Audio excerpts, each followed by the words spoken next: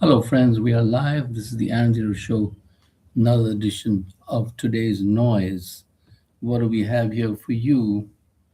Well, in the World Cup, Spain has won the World Cup and defeated Argentina, and the Spanish people were waving Palestinian flags very excitedly. Maybe that has something to do with Lionel Messi's involvement with Israel. Lionel Messi, the Argentinian football star, has been a frequent visitor to the country of Israel and is also a brand spokesman for some of the brands, I believe. Also, the Argentinian president, Mr. Messi, I believe his name is also a great fan of Mr. Benjamin Netanyahu. So, all in all, you're fans of a country that has committed genocide. Anyway, so the World Cup match was exciting, so I believe. And at the very last moment, a young Spanish player called uh, Ferranzo Torres shot a goal into the Argentine goal. And so it was 1-0, and the Spanish were dancing away. So a young team from Spain, average age, I believe, is 26 years old, versus Lionel Messi is 39 years old, so to speak. But it's just a game, so somebody has to win, somebody has to lose. It's not the end of the world. Or as the song goes, it's the end of the world, but I feel fine. And in other news, what do we have? Well, in local Indian news, the activist Sonam Wangchuk is still in the hospital, and it's a good thing he's there because he's under the doctor's attention, can get the uh, medicines or care protocol that he should get. I believe he's being given some electrolytes and intravenous fluids and stuff like that, even after he refused. Because if you are going on a hunger strike and you are literally on the point of, well, nearly on the point of collapsing, and you are a well known activist, then you are putting the government in a tight corner. That's what I would say. And despite all the protests of the so called celebrities that say that, oh no, he should have been allowed to continue his fast, I would have to err on the side of caution, and I would say the government did the right thing in getting him to care. And the High Court of Delhi does not want him to be moved out of the hospital. His wife has said that if some political functionaries come and meet him, he will call off his fast, provided they hold exam accountability and all that for the NEET papers and stuff like that. But personally, what I feel is you don't have to go to such a great extent to do a fast and this and that. I mean, you can protest and do your protest every single day, but go and have your meals and continue. This sort of melodrama. That's my personal opinion. That's what I see. Uh, just go ahead with your fast, with your protest, have your lunch, dinner, and breakfast, and continue with the show. That's what I would say. That's what I would do anyway.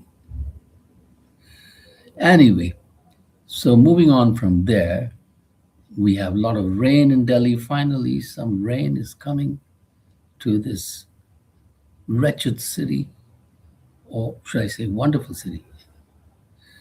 And hopefully, it'll clear the air up and give our plants the much needed water. Plants and trees of Delhi, they need lots and lots of water and care because they are the lungs of the city.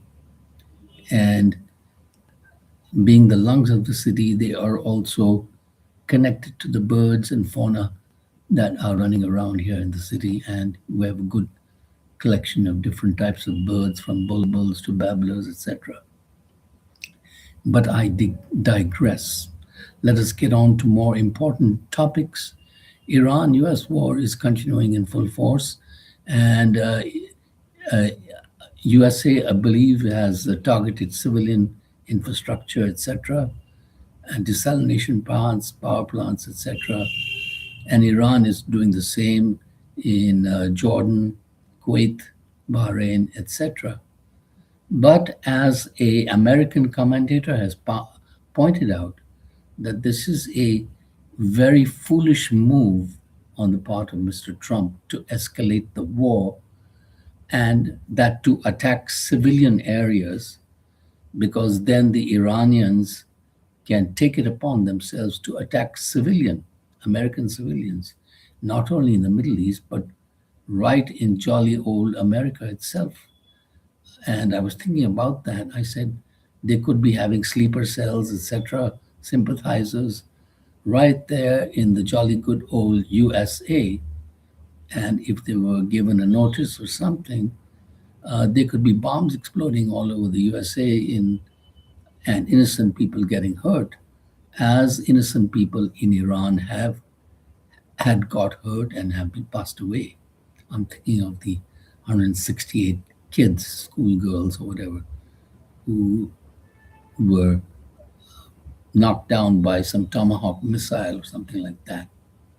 So it is a game of foolishness, and I will agree with noted economist Jeffrey Sachs that America should just move out of the area and call it quits. And before the joint Israel US attack, there was no problem in the Strait of Hormuz. The ships were moving back and forth without any toll, tax, nothing. And now Iran wants to control the Strait of Hormuz. And this is direct result of that attack in February.